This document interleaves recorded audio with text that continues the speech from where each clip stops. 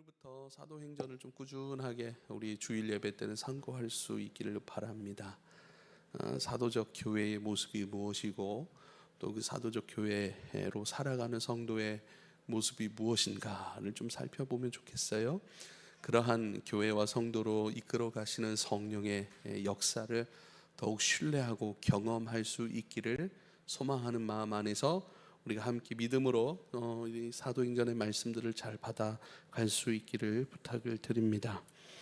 예수님께서 십자가에 달려 죽으셨죠. 그리고 부활하신 후에 제자들 찾아오십니다. 그 다음에 40일 동안 하나님 나라의 일에 대하여 말씀하셨다, 이렇게 말씀하셨습니다.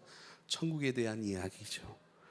제자들이 이제는 그 하나님의 말씀, 천국에 대한 말씀, 하나님 나라의 일에 대한 말씀을 듣고 이제는 이러한 일들이 일어나겠구나라고 하는 그런 마음을 가지고 있을 그때에 예수님께서 다시 말씀하시죠. 너희는 예루살렘을 떠나지 말고 약속한 성령을 기다리라.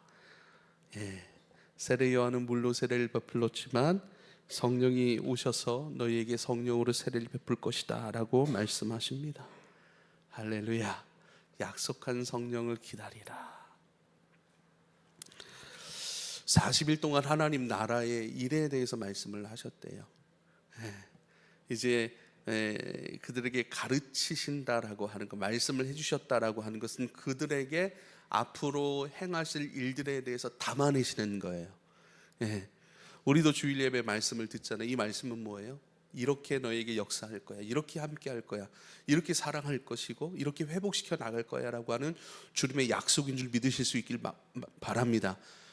여러분, 그 말씀, 내게 담으시는 아버지의 말씀을 들을 수 있어야 됩니다. 그리고요, 자연스럽게 그 말씀, 들었던 그 말씀에 대한 소망으로 품어야 합니다. 왜냐하면 이루어질 일들이니까, 일어날 역사들이니까, 내 삶으로 담아내야 되고 경험할 일들이고 아버지께서 행하실 은혜의 일들이기 때문에 우리가 그것을 담고 기도하고 살아갈 준비를 하게 되는 것이지요. 그렇게 40일 동안 하나님 나라의 일들에 대해서 말씀하시고 이제는 약속하신 성령을 기다리라, 이렇게 말씀하세요. 중요한 것은 예루살렘 떠나지 말고 라고 얘기를 합니다. 예루살렘 떠나지 마.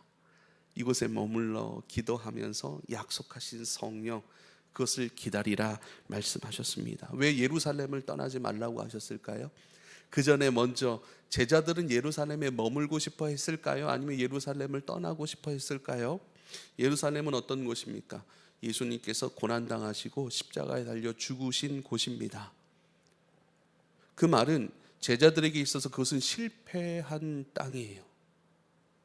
배신했던 곳이고 주님을 떠나왔던 곳이고 비겁하게 주님을 부인했던 실패와 연약과 비겁한 그들의 장소를 의미했던 것이죠. 그들이 그렇게 주님을 배신하고 떠났기 때문에 또한 그러한 주님을 사랑하고 주님께 꼭 머물겠다라고 하는 그 말씀을 지키지 못하고 핍박 앞에서, 생명의 위협 앞에서 그들의 모든 것을 잃어버리는 그 순간 가운데 주님을 등져버린 그러한 장소입니다. 그런데 예수님은요, 그러한 예루살렘의 땅, 배신의 땅, 연약한 사람들이 모여 있는 곳, 예수님이 죽으셨던 곳, 예수님을 부인했던 것, 비겁했던 그곳 떠나지 말고 그곳에서 약속하신 성령을 기다리라 말씀하세요. 약속하신 성령을 기다리라. 성령이 찾아올 거야. 성령이 너희에게 부어질 거야. 성령으로 세례를 너희는 그곳에서 받을 거야. 너희의 실패, 연약한 곳, 너희의 비겁한 그곳에서 주님은 너희를 새롭게 하실 거고 회복시키실 것이고, 거기서 주님은 너희 가운데 아버지의 뜻을 담으실 것이고 그 아버지의 뜻을 살아갈 수 있는 능력과 지혜를 담으실 거야. 너희가 그곳에서 넘어졌느냐? 넘어진 그곳에서 너희를 일으킬 거야. 더 이상 예루살렘이 그들 가운데 실패의 땅이 아니고 비겁한 장소가 아니라, 그죠?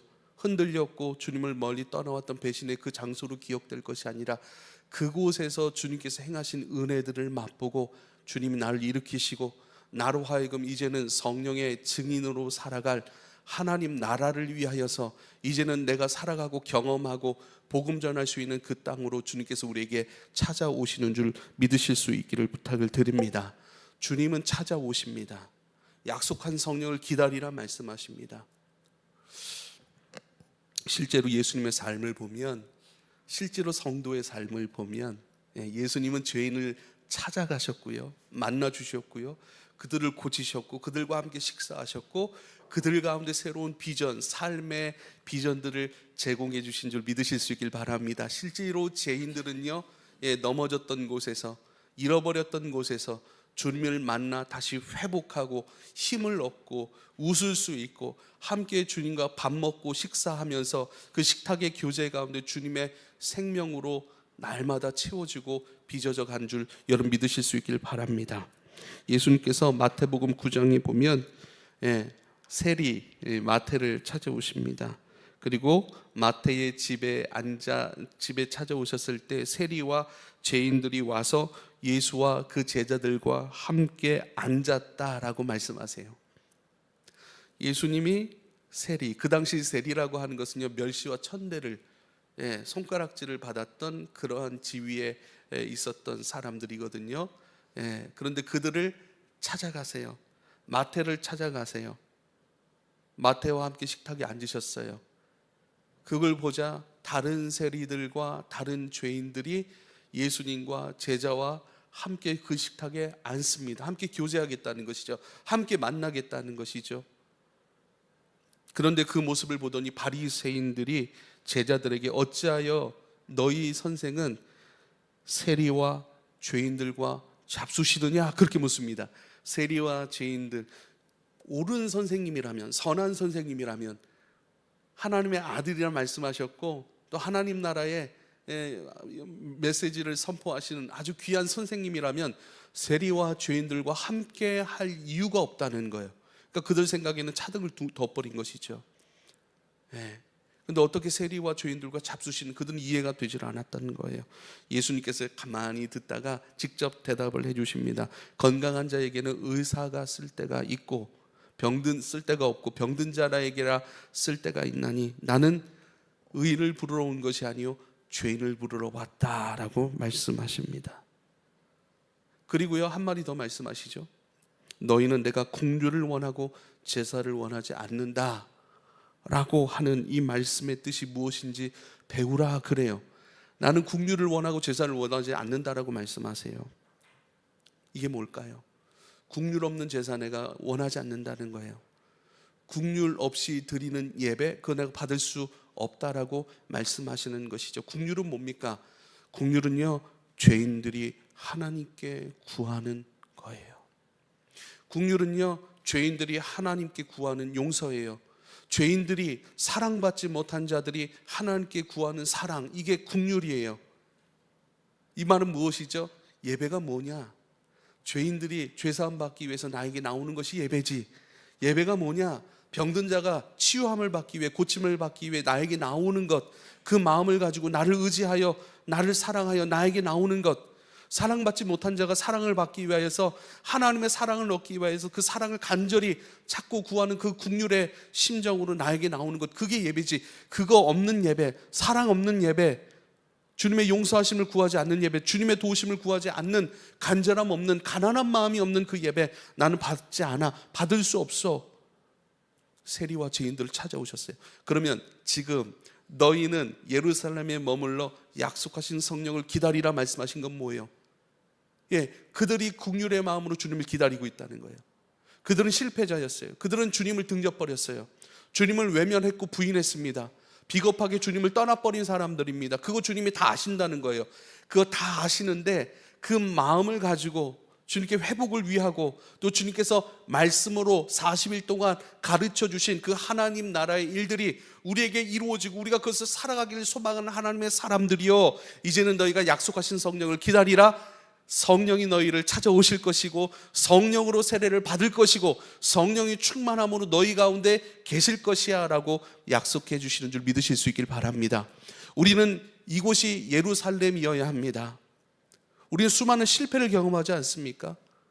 우리의 삶 가운데 수많은 연약함이 드러나지 않습니까?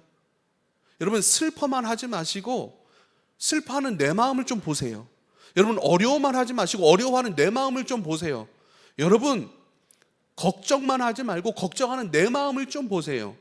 걱정 가운데 쏙 빠져서 걱정 가운데 있는 것이 아니라 걱정하는 내 마음, 슬퍼하는 내 마음, 회복을 바라는 내 마음, 바로 이 마음이 하나님 앞에 긍휼함을 입어 회복되고 이제 사랑할 수 있는 자리에 올라가고 용서할 수 있는 자리로 올라가고 이제는 주님과 함께 주님의 증인되어 살아가고자 하는 그 갈망의 마음, 그것을 깨닫게 하는 것이 여러분 슬픔의 마음일 수 있고 외로움의 마음일 수 있고 여러분 넘어짐의 자리인 것을 여러분 꼭 기억할 수 있기를 부탁을 드립니다. 슬퍼할 수밖에 없는 우리의 성정이에요. 불안해하고 초조할 수밖에 없는 우리의 연약함 아니겠습니까? 근데 더 이상 예수 안에선 그것이 연약함이 아니고 슬픔뿐만이 아니라 우리를 주님의 긍휼을 구하는 주님께서 머무르라 기다리라 약속하신 주님을 기다리고 주님께서 찾아오실 것이라고 약속하신 그 사람인 것을 그 상태인 것을 깨닫게 해주는 여러분 우리에게 깨닫게 해주는 그러한 신호인 줄 믿으실 수 있기를 바랍니다. 슬픔에 거하지 않습니다. 슬픔이 올라와요. 그러나 슬픔에 거하지 아니하고 염려가 올라와요. 그러나 염려에 거하지 아니하고 그 염려를 가지고 주님 긍휼을 구합니다. 회복되기를 원합니다. 주님 찾아오시겠다 약속하신 주님의 그 약속을 내가 엎드려 기다립니다. 성령을 기다립니다. 여러분 성령을 기다리실 수 있기를 부탁을 드립니다. 이게 사도행전이에요. 사도행전이란 책은 어떤 책인가? 연약한 자들, 넘어진 자들, 비겁한 사람들, 회복이 필요한 사람들, 별 볼 일 없는 사람들, 배신했던 사람들, 넘어졌던 사람들, 주님 앞에 고개를 들 수 없었던 그 사람들, 그 놀라운 사람들 가운데 주님께서 약속하신 성령을 부어주시고요, 그 성령으로 말미암아 놀라운 위대한 하나님 나라의 일들을 경험하고 이제 그 하나님의 나라의 일들이 우리 가운데 어떻게 나타나고 어떻게 그 하나님 나라의 일들이 당신의 삶을 붙들어가고 당신의 삶을 하나님 나라로 천국으로 보장할 수 있고 당신의 삶을 어떻게 회복시키는지 그것을 말하는 증인으로 살아가게 하는 그 삶의 모습들, 실패한 사람들이 이제는 성령을 통하여 하나님의 나라를 경험하고 이야기해주고 섬겨주고 그것을 노래로 부르고 그것을 삶으로 살아가게 되는 그 위대한 성령의 이야기가 바로 사도행전인 줄 믿으실 수 있기를 바랍니다. 그래서 우리가 사도행전을 상고하는 동안 우리의 연약한 모습들이 많이 보일 거예요. 그러나 그 연약한 모습을 외면하지 아니하시고 너무나도 사랑하시고 또한 우리를 아버지의 나라의 증인으로 선택하셔서 그 일들을 이루기 위하여 성령을 보내시고 성령을 통하여 우리 가운데 아버지의 나라의 것들이 많이 나타나고 표현되고 흘러감으로 말미암아 맞아, 하나님께서 우리에게 말씀하신 그대로 나는 증인의 삶을 살게 될 거야, 이러한 놀라운 그 말씀하신 증인이 바로 나라고 하는 사실, 바로 그 일들이 나와 내 가정과 내 일터와 나의 인격과 내가 살아가는 모든 삶의 영역 가운데 내 안에서 온전히 이루어지는 이러한 은혜를 경험하게 되어지는 복이 저와 여러분 가운데 많이 나타나기를 축복합니다. 4절에 보면요, 사도와 함께 모이서 그들에게 분부하여 이르시되 예루살렘을 떠나지 말고 내게서 들은 바 아버지께서 약속하신 것을 기다리라. 8절에 보니까 오직 성령이 너희에게 임하시면 너희가 권능을 받고 예루살렘과 온 유대와 사마리아와 땅끝까지 이르러 내 증인이 되리라 말씀하셨습니다. 내 증인이 될 거야. 사랑하는 여러분, 성령이 임하시면요 우리가 하나님의 증인이 됩니다. 하나님 나라의 일들을 말할 수 있고 경험했으니 말할 수 있는 것 아니겠습니까? 여러분, 하나님 나라는 어떤 나라예요? 그 전에 참 재밌는 말이 있어요. 예수님께서 기다리라 이렇게 말씀하셨거든요. 6절에 보니까 그들이 모였을 때 예수께 여쭈어 이르되 주께서 이스라엘 나라를 회복하심이 이 때니까, 그래요. 이스라엘 나라를 회복하심이 이 때니까. 그러니까 이들은요 하나님의 나라를요 어떤 세상 나라가 바뀌어지는 것에 대해서 생각을 했던 거예요. 이르시되 때와 시기는 아버지께서 자기에게 권한해 두셨으니 너희가 알 바가 아니다, 그래요. 그러니까 이 땅이 변하는 때는요, 재림의 때를 말하는 거예요. 재림의 때. 그러니까 그때와 권한은 아버지께 있으니까 그거는 신경 쓰지 마. 이 땅이 변하든 변하지 않든, 새로워지든 새로워지지 않든 그거 상관을 찌지 말고, 그것은 아버지의 권한에 두셨으니 아버지가 행하실 일이고, 우리는 우리가 행할 일이 있는 거예요. 우리가 행할 일이 뭐예요? 약속하신 성령을 기다리는 거예요. 그리고 성령의 세례를 받는 거예요. 성령의 충만함을 입고 이제는 예루살렘과 온 유대와 사마리아와 땅끝까지 이르러 주님의 증인이 되어 가는 것, 그게 바로 하나님 나라의 삶이에요. 그러니까 제자들의 마음은 이 땅에 있었거든요.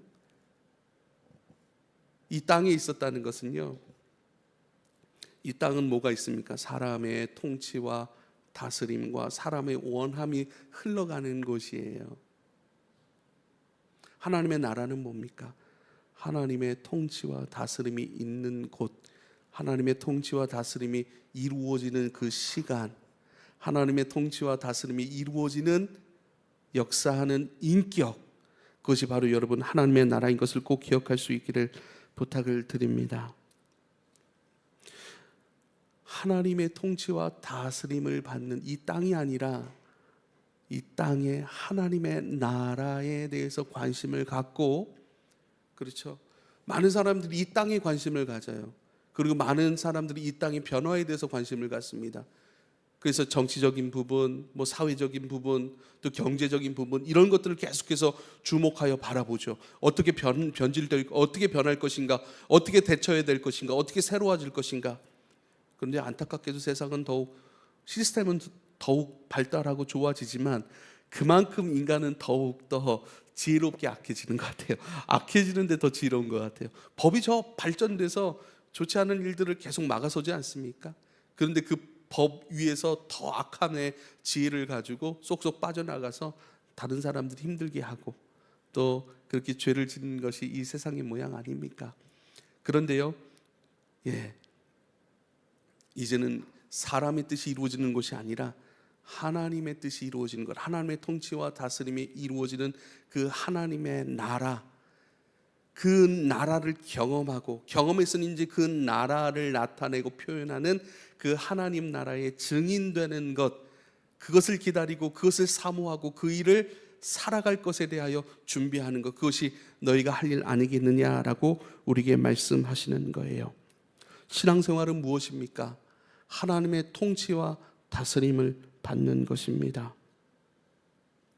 그러니까 주님을 떠나온 사람들, 주님을 배신하고 비겁하게 떠나왔던 그 사람들을 주님은 찾아오셨어요.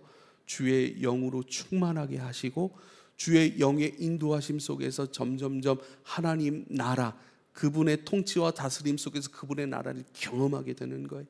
그 경험 속에서 자연스럽게 그분을 이야기하고, 자연스럽게 그분의 인격으로 닮아가고, 자연스럽게 그분을 흘려보낼 수 있는 증례의 삶으로 나아가는 것이죠. 하나님의 나라는 여러분 어느 곳에 한정되거나 담아둘 수 있는 것이 아닙니다. 하나님의 통치와 다스림, 우리가 이렇게 생각하면 쉽게 생각하기를 이 예배 안에서, 교회 안에서 한정적으로 이루어지는 그런 은혜가 아닌가, 우리도 모르게 그렇게 생각하고 있는 것 같아요. 그래서 하나님의 통치와 다스림 하면 우리가 잘 알 수 없는 그런 신비의 영역들이라고 우리가 스스로 구분해 놓는 것 같아요. 주님을 깊이 만나면 어떤 환상을 보고, 또 어떤 음성을 듣고, 또 어떻게 눈물과 콧물을 다 쏟아내고, 또 어떤 그 깊은 상태에 들어가서 그렇게 되는 그런 현상들, 그것을 은혜라고 생각하고 그것을 하나님 나라, 하나님의 통치와 다스림이라고 생각할 때가 많은 것 같아요. 그렇지 않습니다. 그렇지 않습니다. 하나님의 나라를 분명히 경험할 수 있는 것은 말씀이에요. 할렐루야. 말씀을 통해 하나님의 나라를 배워가실 수 있길 바랍니다. 말씀을 통해 하나님의 나라를 인식해 가실 수 있기를 부탁을 드립니다. 제자들이 40일 동안 하나님 나라의 일들에 대하여 예수님께 말씀을 들었듯이 우리도 하나님 나라의 일들에 대해서 잘 들어갈 수 있기를 부탁을 드립니다. 하나님의 나라의, 하나님의 통치와 다스림은요, 교회 안에 가둘 수 있는 것이 아닙니다. 어떤 몇 가지 예배 안에 일어나는 현상적인 것에 가둘 수 없는 것입니다. 근데 이런 오해가 한국 교회에 굉장히 커요. 굉장히 큽니다. 근데 그것이 하나님의 나라가 통치와 다스림이 아니다라고 말하는 것이 절대 아니에요. 그것도 필요한 거예요. 그러나 예배에서만 경험하는 하나님의 나라는 하나님의 나라가 아니라는 거예요. 그 나라는 우리의 삶을 통해 나타나는 거예요.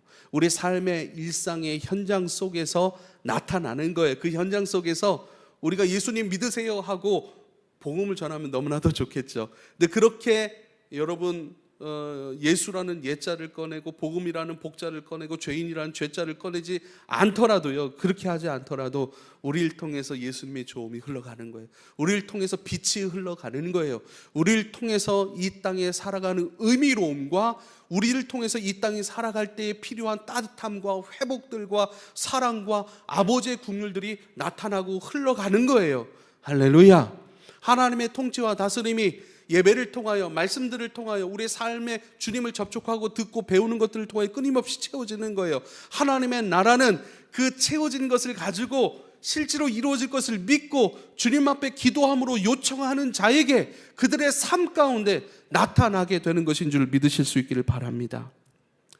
여러분, 고난이 뭘까요? 고난. 시편 34편 19절, 의인은 고난이 많으나 여호와께서 그의 모든 고난에서 건지시는도다, 이렇게 말씀하세요. 고난이 뭘까요? 우리는 막 복음 전하다가 옛날 사람들이나 이제 어떤 다른 민족처럼 핍박을 받고 이런 것들을 고난으로 한정시키는 것 같아요. 고난이라는 것이, 여러분, 의인은 고난이 많다, 이 말을 이해할 수 있습니까? 의인이라고 하는 것은 하나님의 의를 추구하고 하나님께서 기뻐하시는 사람의 삶일 텐데, 사람일 텐데 그 사람에게 고난이 많다, 이게 맞습니까? 이 말이? 여러분, 의에게는 고난이 많다, 이 말은 여러분 맞습니다. 의는 뭐예요? 하나님의 통치와 다스림을 받는 사람이고요, 그 통치와 다스림 속에서 예수라는 길을 걸어가는 사람들인 줄 믿으실 수 있길 바랍니다. 우리가 이 땅에서 예수라는 길만 걸어갈 때에 그 사람에게 고난이 있습니까? 없습니까? 고난이 있는 거예요.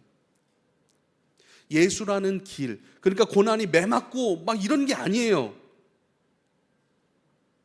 고난은요, 하나님의 통치와 다스림 가운데 있는 사람들, 즉 하나님의 원하심, 하나님의 뜻, 하나님의 비전을 살아가는 사람들인 거예요.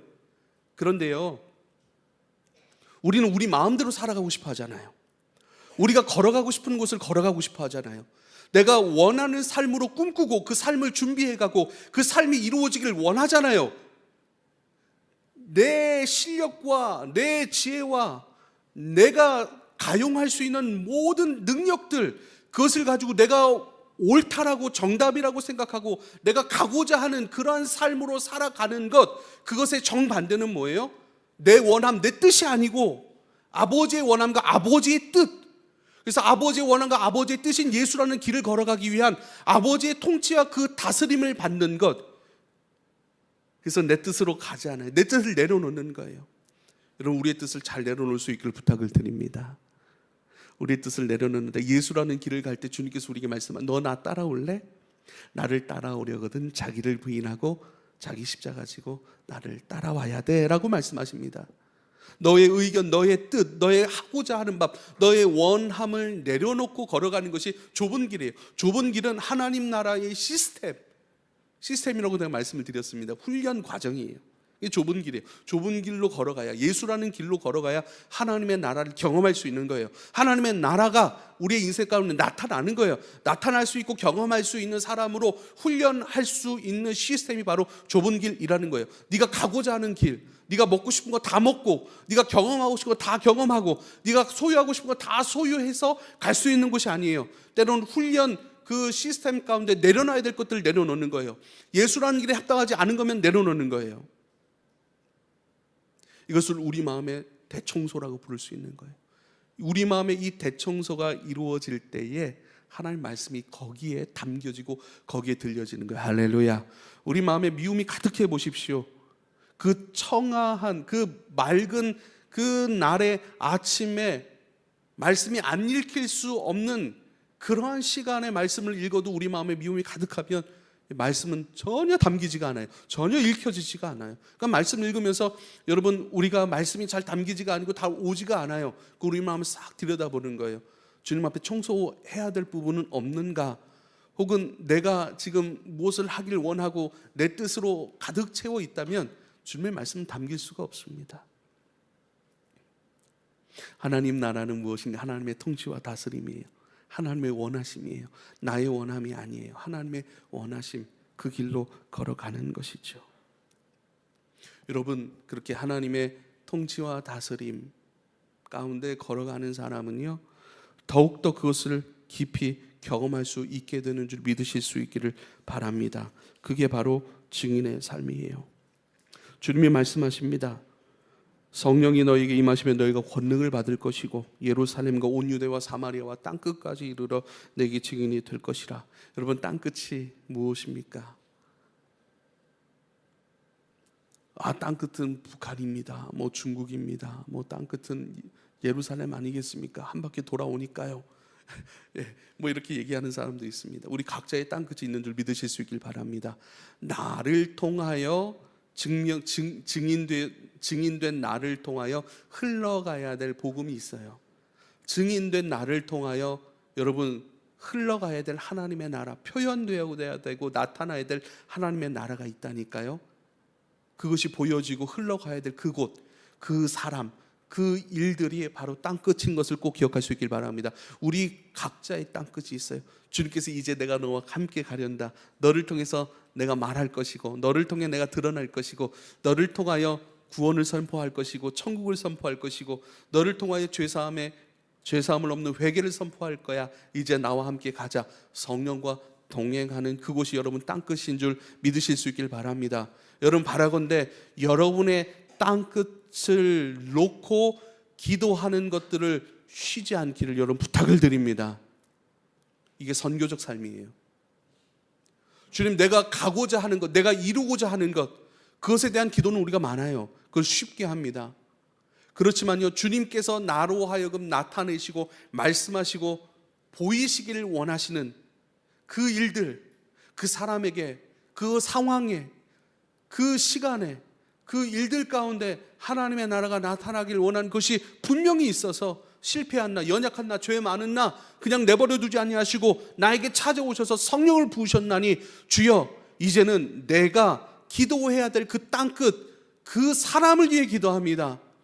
그 일들을 위해 기도합니다. 그 회복의 일들을 위해 기도합니다. 용서하고 사랑하고 복음이 전하여지고 구원을 얻게 되어지는 그 일들을 위해 내가 기도합니다 라고 하는 이 기도가 그치지 않기를 여러분 축복합니다. 할렐루야. 여러분, 하나님 나라의 통치와 다스림을 받고 있습니까? 옆 사람에게 물어보십시다. 당신은 하나님의 통치를 받고 계십니까? 우린 다 통치를 받고 있는 얼굴과 모습들로 다 여기 앉아 있지 않습니까?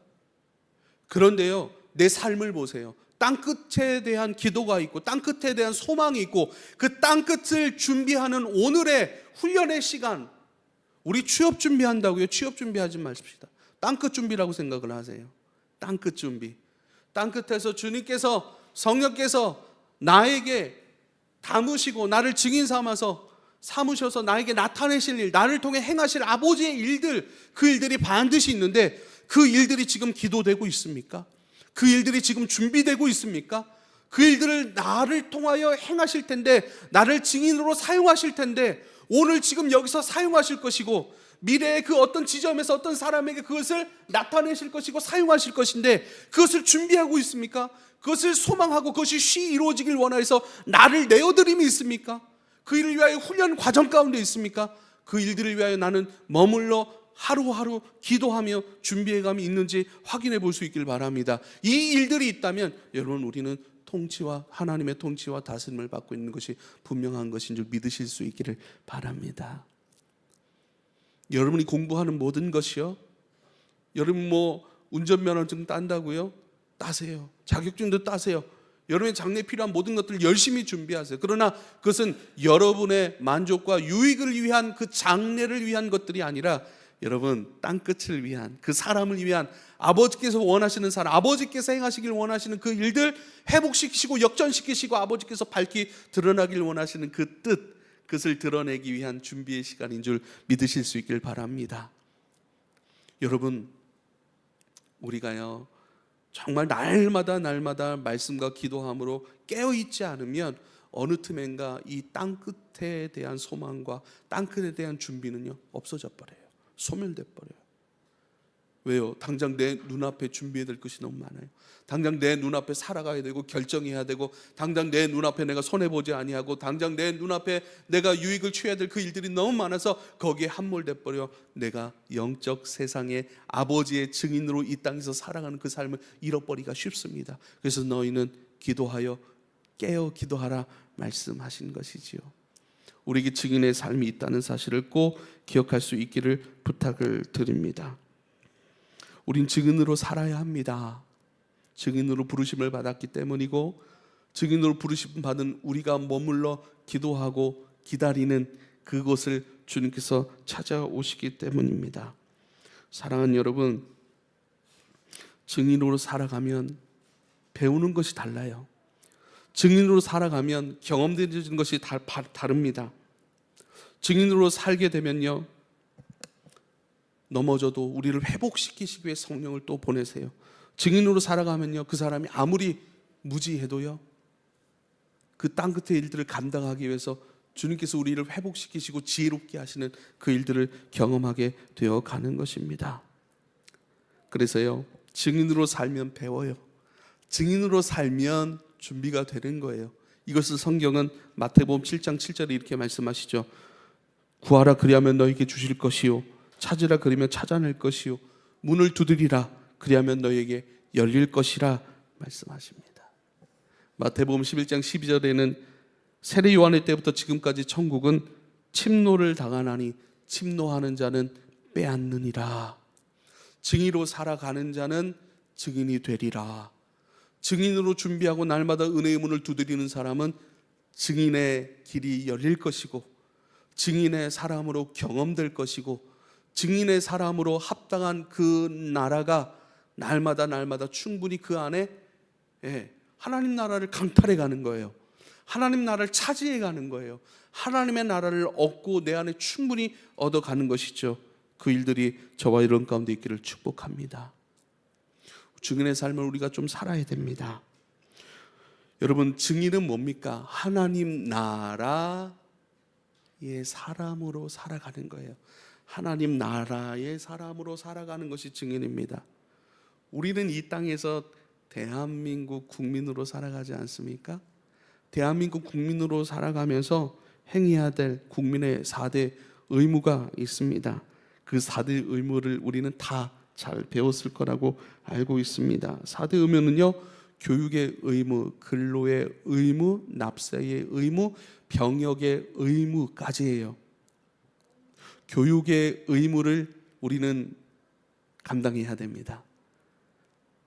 국가 발전에 이바지하기 위해서 기본적인 최소한의 교육을 받아야 된다라고 우리에게 요구하고 있어요. 대한민국 국민으로서 대한민국이 우리에게 요구하고 있는 거예요. 나라의 발전에 이바지하는 사람이 되어야 하기 때문에 기본적인 최소한의 교육을 열심히 받아야 됩니다라고 요구하고 있는 것이죠. 근로도 마찬가지입니다. 가까워지지 않습니다. 나라에서 이 4가지 의무를 실행하듯이 또 하나님 나라의 백성으로 정상적으로 살아가기 위해선, 정상적으로 그 하나님의 나라의 시스템이 운영되기 위해선 몸으로 봉사해야 됩니다. 증인의 삶은 몸으로 봉사하는 삶입니다. 그래서 우리 교회는 올해는 1인 1봉사로 사역하는 것에 대해서 우리가 함께 나누었고 함께 지금 준비하고 있습니다.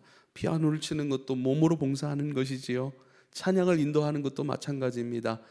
주방에서 맛있는 식사를 준비하는 것도 몸으로 하는 거룩한 봉사이고 증인이 마땅히 해야 될 증인의 삶의 모습이고 의무인 줄 믿으실 수 있길 바랍니다. 여러분, 1인 1봉사를 가지실 수 있길 바랍니다. 몸으로 하는 봉사, 누군가 이런 봉사를 하면 참 좋겠습니다. 어저께는 설교 준비하면서 계속 앉아 있을 수 없으니까 설교 준비하면서 청소기를 착 돌려요. 움직여야 되니까 물 한 잔 마시고 청소기 한번 싹 돌리고, 또 어느 때는 다육이 물도 주고, 또 교회 앞에가 좀 담배를 왜 이렇게 피는지 모르겠어요. 담배는 담배더라도 막 침도 뱉어놨고 막 그래가지고 속상해요. 무튼 보이면 또 그 우리 문 뒤에 성준 형제가 일반 빗자루는 담배꽁초가 잘 안 쓸려요. 근데 담배꽁초가 엄청 잘 쓸리는 여러분 빗자루를 가져다 놨어요. 그것도 한번 오 가면서 보이면 하고, 이런 몸의 봉사, 화장실 청소. 우리 1인 봉사 하는데 지금 우리 간사님들이 만들고 있거든요, 봉사표를. 제가 그랬어요. 화장실 청소는 왜 안 넣는 거야? 화장실 청소 일단 넣어. 내가 이름 적을 테니까, 내 이름 적을 테니까 이렇게 말씀을 드려놨습니다. 그것도요.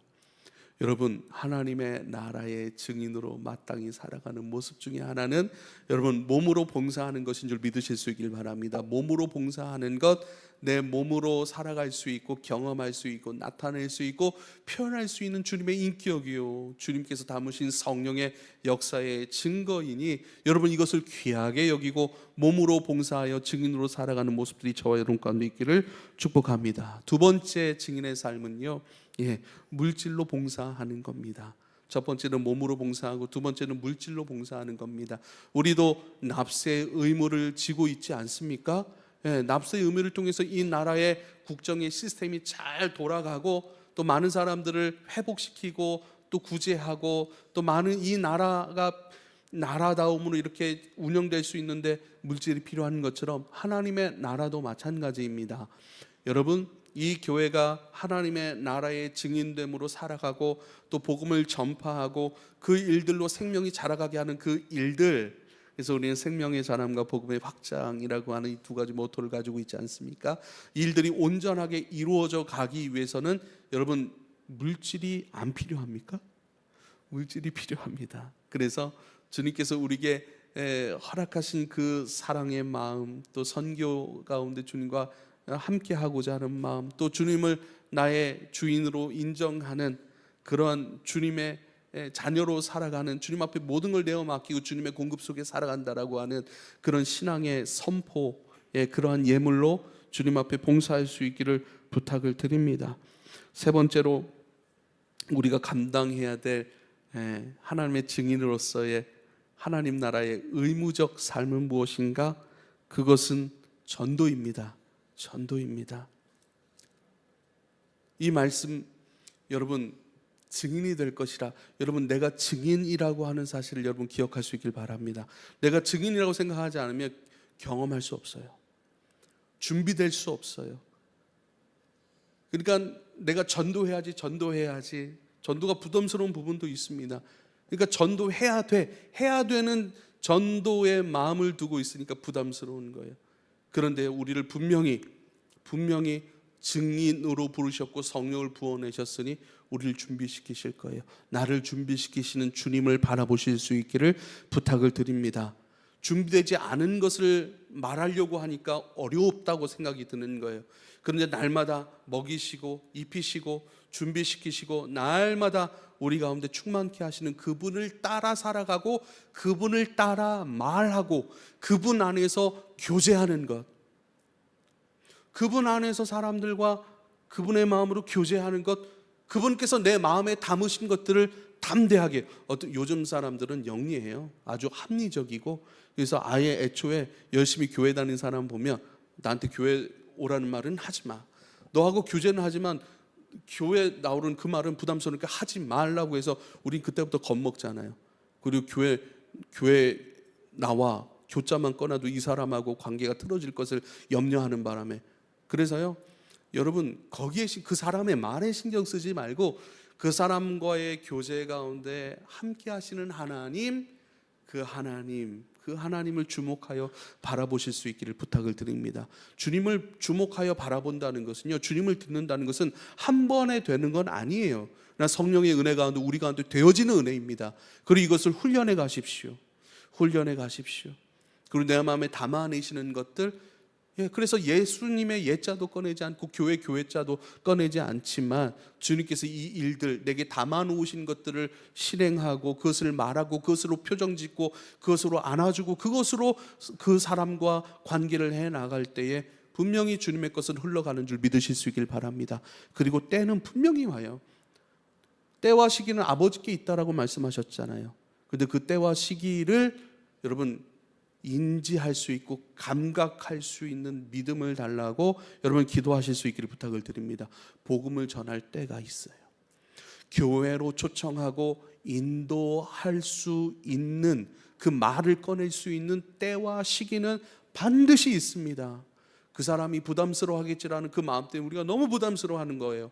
그런데요, 그 사람이 그 말이 들려지고 그 사람에게 그 말이 필요할 때가 반드시 옵니다. 그때가 바로 땅끝의 기도이고 땅끝을 위한 기도를 하기 시작할 때 우리의 삶은 분명해지는 거예요. 증인의 삶으로. 증인의 삶이 뭐라고요? 하나님의 통치와 다스림을 받는 삶. 여러분, 두 부류예요. 세상은 두 부류예요. 하나님의 통치와 다스림을 받는 증인된 하나님의 백성의 삶이 있는가 하면 내 원대로, 내 소원대로, 내 의지대로 살아가는 날 것의 삶이 있는 줄 여러분 우리는 다 알고 있지 않습니까? 우리 스탠스를 분명히 하라는 거예요. 우리 스탠스를 분명히 하라는 거예요. 어제도 새벽에 말씀 예배 준비 다 끝나고 집에 들어가는데 연구실에서 밥 먹기 위해서 두 사람이 달려오더라고요. 너무 반가워가지고 그랬는데 못 일어나겠어요. 그래요. 분명히 하실 수 있기를 부탁을 드립니다. 내가 누구인지 분명히 하실 수 있기를 부탁을 드립니다. 내가 누구입니까? 그 사람은 시간과 공간과 사람의 제약을 받지 않습니다. 어떤 일이든 무슨 일이든지 하나님의 통치와 다스림을 받기를 원하고 그 하나님의 통치와 다스림 속에 내가 살아가고 있음을 확신하고 그 통치와 다스림을 받고 있으니 하나님의 백성다움의 삶, 하나님의 증인의 삶으로 살아가는 것은 당연한 것이지요. 살 수 있다, 살 수 없다 이런 얘기가 아닙니다.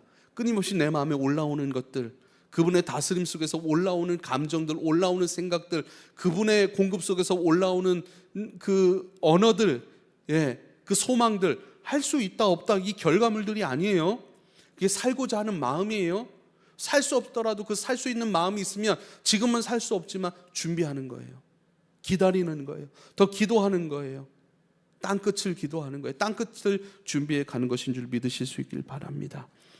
여러분, 그런데 중요한 것은 사람에게 이 일을 맡기셨다는 거예요. 사람에게. 하나님의 권능은 누구에게 임합니까? 사람에게 임하는 줄 믿으실 수 있길 바랍니다. 사람만이 하나님을 경험할 수 있어요.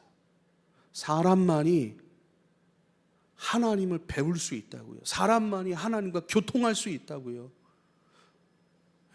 요즘에 우리 교회 찾아오는 우리 친구들이 있어요. 처음에 어떤 질문을 가지고 찾아왔냐면, 목사님, 제가 기르는 고양이가 있습니다. 내가 너무 사랑하고 내가 너무나도 좋아했던 그 고양이가 죽었습니다. 근데 그 고양이는 천국에 갈 수 없다고 저는 들었습니다. 그것이 궁금합니다. 저는 그 친구가 천국에 갔으면 좋겠습니다. 그 친구가 나에게 너무 많은 기쁨을 줬고 사랑을 줬기 때문에 그 친구가 천국에 가면 좋겠어요. 근데 성경은 천국에 갈 수 없다고 말씀하셨다고 그래서 제가 궁금해서 이렇게 찾아왔습니다. 아쉬운 마음에 이렇게 찾아왔습니다. 예배도 열심히 드려요. 지난번에 설거지도 하던데요. 그래서 그것을 가지고 계속해서 이야기를 나누고 있습니다. 누구든 복음을 받아들이는 방식들이 다른 것이지요. 여러분, 우리가 성경을 오해했다, 이것을 참고 교재로 해서 수요 예배 때 구속사적 관점으로 성경을 이해하는 시간, 배우는 시간을 갖기로 했잖아요. 처음에 나오는 것이 하나님의 형상에 대해서, 우리가 어떻게 지음받았죠? 우리의 모양을 따라 우리의 형상으로 사람을 짓자. 할렐루야. 우리의 모양을 따라 우리의 형상으로 사람을 짓자. 그리고 사람을 흙으로 지으시고 그 코에 후 하고 하나님의 생명을 하나님의 호흡을 확 불어넣으시니까 우리가 생명이 되었다고 얘기를 하는 거예요. 생명이 뭡니까? 하나님의 생명이에요. 하나님의 형상은 뭡니까? 지정의 이런 식으로 설명을 하는데, 결국은 하나님을 느끼고 하나님께서 우리에게 담아주시는 그 의지를 감지하고 하나님께서 우리 가운데 말씀하시는 것들을 기뻐하고 또 우리의 마음을 하나님께 표현할 줄 알고 또 우리를 향하여 하나님의 원하심이 무엇인 줄 알아 그 일에 순종하기를 기뻐하는 하나님의 생명이 하나님의 형상인 줄 믿으실 수 있길 바랍니다. 하나님의 형상으로 지음을 받은 것은 저와 여러분 사람밖에는 없어요. 그래서 하나님의 뜻을 알아차리고 또 하나님께서 보내신 것을 받으며 하나님의 통치와 다스림을 받는 것은 사람밖에 없다는 거예요. 그래서 생육하고 번성하고 충만하고 정복하고 다스리라 말씀하시잖아요. 이것이 바로 경작하는 거예요. 농사 짓는 거예요. 우리는 이 땅에 와서 내 인생을 향한 농사를 열심히 짓고 있지 않습니까? 근데 내 인생, 내 가정만을 위한 농사를 지을 때가 너무나도 많아요. 이제는 우리 영혼을 위한 농사를 지어야 되는 줄 믿으실 수 있길 바랍니다. 주님의 사람으로서 주님의 말씀들, 주님의 소원들을 이 땅에 기도로 심고 이 땅에 몸의 순종으로 봉사하여 심음으로 말미암아 하나님의 영혼들이 돌아오고 하나님의 뜻이 이루어지는 하나님 나라 되게 하는 놀라운 그 농사를 지어가실 수 있기를 부탁을 드립니다. 그게 에덴의 이야기예요. 에덴. 하나님의 형상은 사람밖에 없는. 그래서요, 이 말씀을 전도서 3장 21절의 말씀으로 짐승은 죽으면 땅으로 내려가고 사람이 죽으면 그 영혼은 하늘로 올리느니라 그렇게 말씀하고 있거든요. 그 얘기는 그러면 그 고양이는 천국에 갔을까요? 뭐 없어졌을까요? 그런 이야기가 아니라는 거예요. 그럼 그 고양이 어디 갔을까요? 저도 몰라요. 진짜 모르는 거예요. 그걸 어떻게 알아요? 그럼 모르는 거예요. 근데 그 말씀의 의도가 뭐냐면요, 그 말씀의 의도는요, 오직 사람에게만 하나님의 뜻을 들을 수 있고 감지할 수 있고 알아차릴 수 있고 기뻐할 수 있고 또 순종할 수 있는 그 몸의 은혜의 순종의 것들, 그것을 담아놓은 유일한 하나님의 형상의 존재는 사람밖에는 없는 거예요. 할렐루야. 그래서 그 사람에게 다시 한번 실패하고 넘어지고 죄와 사망으로 영이 죽어버린 사람들을 다시 한번 불러내셔서 그들 가운데 창세기에서 하나님께서 당신의 호흡을 후 불어넣으신 것처럼 부활하신 예수님께서 제자들을 찾아오셔서 성령 받아라 하고 불어넣으신 것처럼 다시 한번 그들 가운데 하나님의 생명을 가진 자잖아요. 부활하신 예수님께서 성령 받아라 한 거하고 여기서 성령이 너에게 임하시면 할 때 성령을 기다리라 할 때 이 성령의 충만함하고 차이가 뭘까요? 부활하신 직후에 나타나셔서 불안해하는 제자들을 찾아오시잖아요. 문도 안 열어줬는데 오시잖아요. 그리고 평안하라 성령 받아라고 하고 불어주세요. 그건 하나님의 생명, 구원, 존재로서의 생명의 성령이에요. 이제는 존재하기 때문에 이제는 일할 수 있어요. 권능의 성령이에요. 말할 수 있고 봉사할 수 있고 하나님 나라 백성으로서 하나님 나라를 봉사 의무를 다할 수 있는 그 권능, 영혼을 돌아올 수 있도록 기도로 심고 몸으로 심는 그 일들을 행할 수 있게 하는 그 성령, 그것이 바로 성령 세례인 줄 믿으실 수 있길 바랍니다. 이것은 오직 저와 여러분에게 있는 거예요. 저와 여러분을 회복시키셨다는 말씀인 거예요. 저와 여러분 단절되었던 모든 것이 열려져서 이제는 교통되어지고 담겨지고 이제는 내 것으로 담겨진 그것으로 너희는 움직일 수 있고 살아갈 수 있다. 내가 너희를 움직이게 할 것이고 너희 안에 나의 뜻을 담아 너희로 하여금 그것을 기도하게 하고 그것을 살아가게 할 거야 라고 하는 주님의 약속인 것을 꼭 믿으실 수 있기를 부탁을 드립니다. 어떤 인생이 정말로 의미롭고 가치 있는 인생입니까? 어떤 인생이 정말 의미롭고 가치 있는 인생입니까? 제 주변에 그 일제시대 암살, 명랑 이순신, 최근에는 경성 크리척, 이런 것까지 이런 걸 보면 심장이 피가 끓어오르나 봐요. 그것을 즐기는 사람이 있어요. 경성 크리처 막 해가지고 저도 그걸 한번 봤어요. 보니까 독립군은 아닌데 자신 가진 재물 이런 것들을 통해서 자기 독립군은 아니라고 얘기를 하는데 독립을 위해서 일하고 같은 시대를 살아가는 우리 친구들과 같은 지역의 사람들과 이런 사람들을 위해 그런 이 일들을 펼치더라고요. 어떤 삶이 의미로운 삶일까요? 하나님의 뜻이 이루어지게 하십시오. 땅끝의 삶으로서 하나님 내게 맡기신 그 영혼들 돌아오게 하고 그들 가운데 복음의 빛, 하늘의 빛을 비춰주고 그들을 섬기고 그들을 주님 앞에 영혼을 돌아오게 하는 그러한 의미로운 삶, 증인의 삶으로 우리가 함께 배워가길 원합니다. 함께 그 삶으로 한 발 한 발 우리 2024년도 전진해 갈 수 있게 되길 여러분 축복합니다. 기도하겠습니다. 주여 감사합니다. 오직 우리에게 일을 맡기셨으니 아버지요, 아버지 당신의 뜻으로 담겨지고 주님의 마음을 읽을 수 있고 하나님께서 우리 가운데 행하시고자 하는 아버지의 뜻 그것을 깨닫고 주님 그 일 가운데 증인으로 하나님 백성다움으로 그 나라의 영적인 은혜의 의무를 다할 수 있는 증인의 삶으로 우리를 복되게 하여 주옵소서. 예수님의 이름으로 기도하옵나이다. 아멘.